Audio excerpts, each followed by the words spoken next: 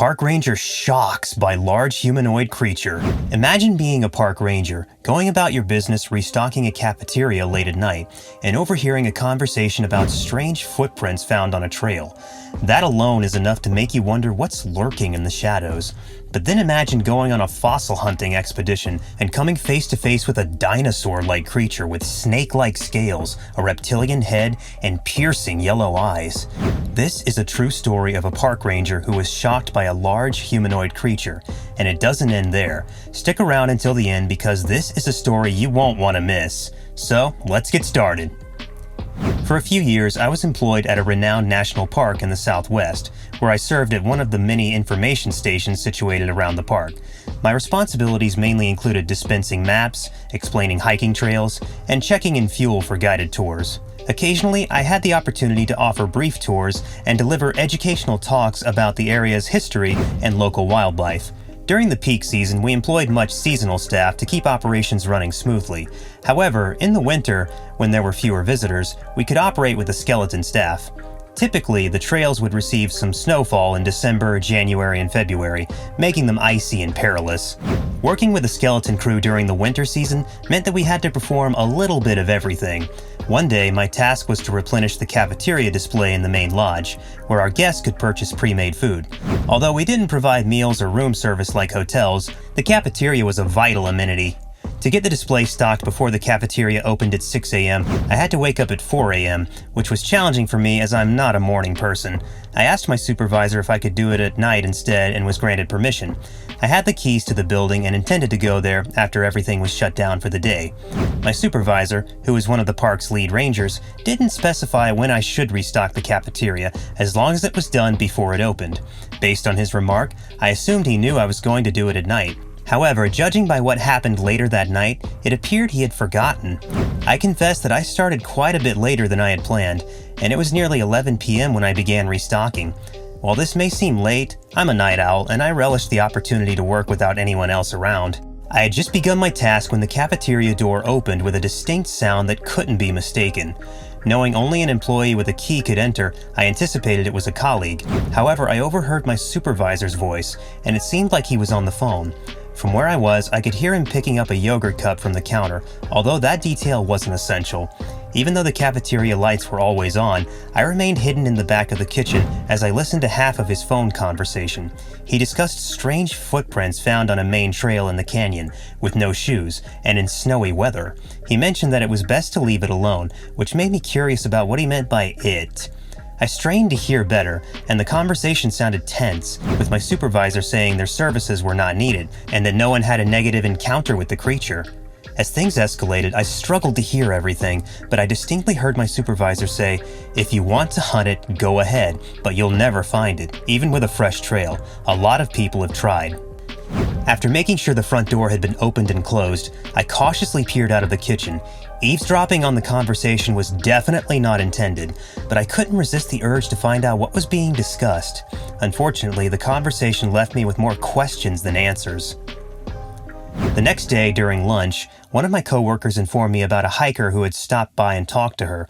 Apparently, the hiker had encountered bare human footprints while hiking in the canyon, reported it to the ranger station, and even contacted the non-emergency police line to inquire about any missing persons. However, the rangers didn't take him seriously, and he asked my coworker if she had heard about any missing individuals in the area. The hiker suspected that someone was wandering around the canyon without any footwear, but I wasn't sure what to make of it. Despite not having seen any strange creatures in the park myself, bits and pieces of the conversation I overheard left me with the impression that these creatures didn't want to be seen. All I knew was that they had human feet, and according to my supervisor, they weren't dangerous. Yet I was convinced there was something out there. My friend Mark, a real-life paleontologist, invited me to join him on a fossil hunting expedition. I knew nothing about it, but he promised to train me and feed me, so I agreed. We drove out to a secret location in the Badlands, and upon arrival, we began poking around the area. While Mark was occupied, I grew bored and noticed some peculiar tracks in the dirt. Mark suggested that they were probably made by a bird, but they were so enormous that they resembled the size of my feet. Out of boredom, I trailed them until they vanished from the canyons. They headed towards a grassy area and eventually entered a cluster of trees.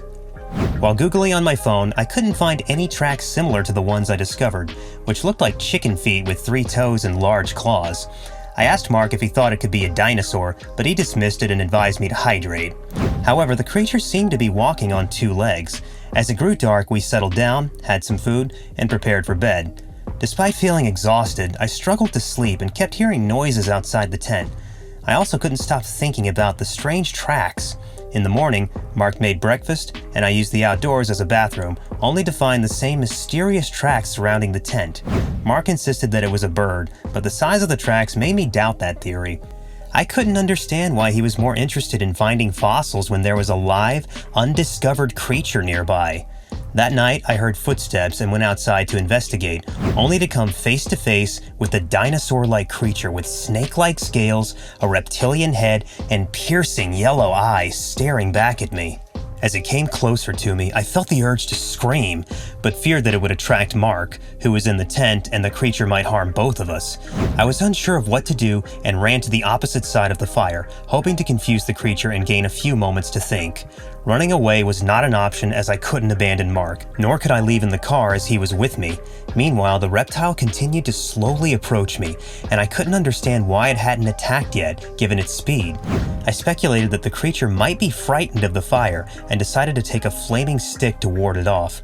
I charged at the creature, brandishing the stick recklessly, with no regard for my own safety. The tactic worked as the creature retreated and fled up the ridge. I made Mark breakfast and coffee and told him to leave, but he didn't believe me. I convinced him to leave, and we never returned at night. Despite my firearms experience, nothing strange had ever happened on my family's land. I bought a new rifle and practiced shooting on the land.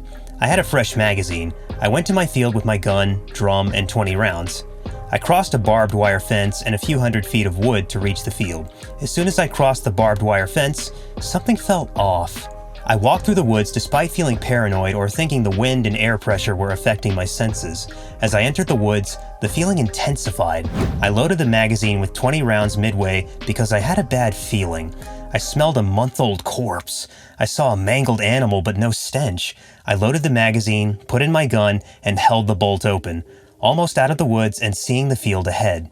As I approached the field, the creek turned left and splashed loudly.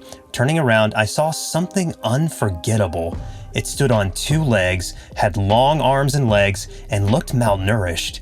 The mud near the creek bed may have caused its odd walk. My gun wouldn't chamber around even though I tried. Wow, what an incredible story. From strange footprints to a close encounter with a reptilian humanoid creature, it's clear that there are mysteries out there that we have yet to uncover. I hope the story has left you as intrigued and curious as I am. Whether you believe in the existence of such creatures or not, it's always fascinating to hear first-hand accounts of encounters like these. It's a reminder that there's still so much we don't know about the world around us, and that we should never stop exploring and seeking out new discoveries. If you enjoyed this story and want to hear more, be sure to hit that like button and subscribe to our channel for more fascinating content. And if you have any stories of your own, feel free to share them with us in the comments below. We always love hearing from our viewers. Thanks for watching, and we'll see you in the next video.